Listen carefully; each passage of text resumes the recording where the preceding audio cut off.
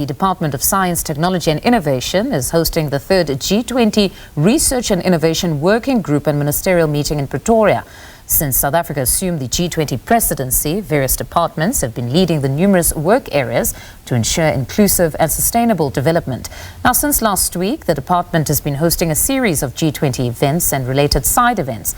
The work will culminate in the G20 Research and Innovation Ministerial meeting on Tuesday. That's the 23rd of September 2025, at which the Tshwane Declaration, the G20 Research and Innovation Ministerial Declaration, will be adopted. Our SABC News reporter Liabo Setho has more. Today and tomorrow is the meeting of the G20 Research and Innovation Working Group track. This is part of the wider G20 meetings and tracks that have been taking place since we assumed the presidency of the G20. Today and tomorrow, the main focus is on science, innovation and technology.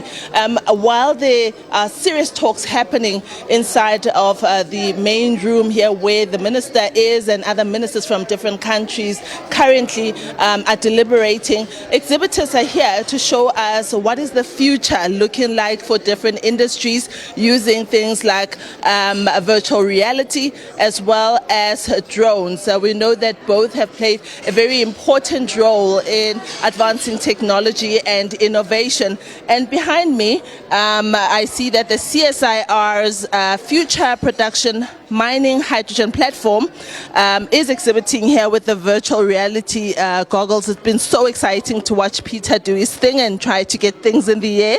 Peter, thank you so much. Firstly, may I ask you to just briefly introduce yourself and tell us about how virtual reality and innovations in that space are changing the world of mining. Thank you very much. My name is Peter Lange. I'm part of the mining cluster from the CSIR, and what we've done is here we have focused on enhanced training, specifically in terms of competency-based training. So what we do is we use the virtual reality as a bridge between the theoretical and the practical side. So the virtual reality allows us to enhance and let the learner feel the real world. So instead of building a specific mock mine or stuff here, we take the learner through the virtual reality, through these goggles, into the world specifically of mining. In this specific scenario, we have got a emergency response, which we simulate here with the virtual reality. We've got an explosion where the individual need to use this headset. So what happened is that these three cameras tracking the device to track any movement from the individual. So while using and that is the advantage of virtual reality, you cannot be passive. You need to be interactively involved. It makes use of this equipment to get you emotionally involved with the content. So by using this headset, you put this headset on, there's a software development, there's an explosion, and the learner now need to use the virtual stuff to don the rescue pack training in a specified time, which is 45 seconds. After that, the learner need to use the lifeline, which is an underground lifeline in an emergency situation, and they need to follow that through to the rescue bay until they get to a safe place, which we call a rescue bay.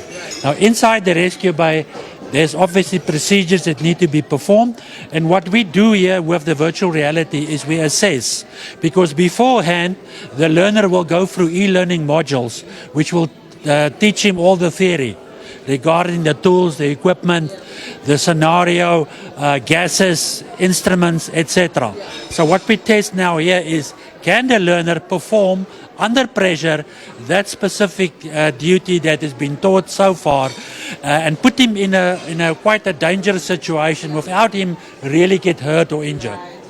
Peter, thank you so much. It sounds very, very interesting. And is this something that our viewers are able to maybe go on a website and see exactly a simulation of what you've just told us? Yeah, they can go specifically on the website of the CSIR, specifically the mining cluster, and they will see the portfolio that we are holding down there.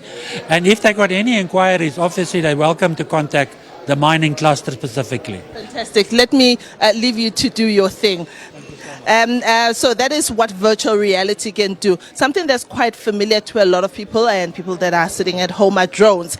But I'm sure a lot of us are much more familiar with much smaller drones. Behind me is a much larger drone, quite big indeed, and we'll find out from Autono Sky, they're also a division of CSIR Optronics, about what this drone can do and how it can serve the world. Hi guys, I'll be speaking to the lady. May I ask you to please introduce yourself and tell me a little bit more about this giant drone? Morning, my name is Teleka Munyu and I'm here representing Autono Sky. So this is our first drone that we ever manufactured. It is Autono 1. It weighs 25 kilograms and can carry up a payload of 30 kilograms, right? So its range, it's 20 kilometers and its top speed, it's 72 kilometers per hour.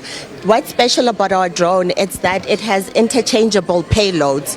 We are partnered with CSIR right now for this payload, and he will tell you more about it, but it is a fire detector. But you can change it if you want to use the same drone in agriculture, and you can use it for crop spraying.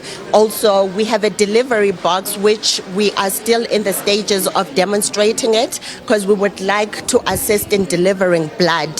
So the main aim of this drone also is to actually partner with the government and assist where they are having challenges that the drones can assist with. Yeah, maybe your partner can just share with us about how with, you said there's a fire detector there.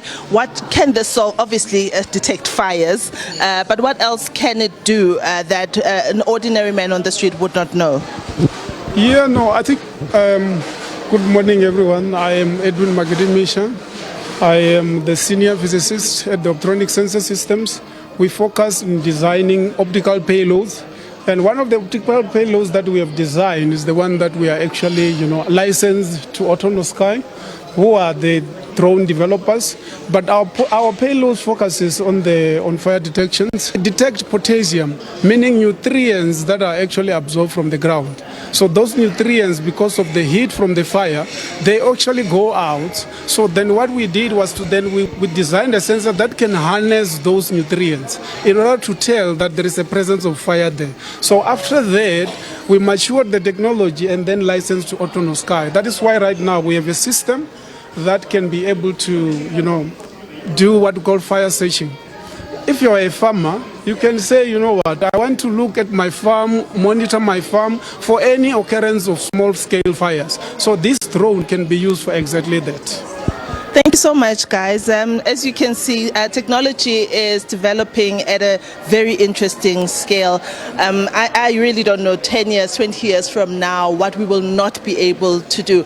But as I said, from here at the G20 Research and Innovation Working Group meeting, we'll be speaking to other role players to see what other interesting innovations are there and how they're helping the world. With that, it's back to you in the studio.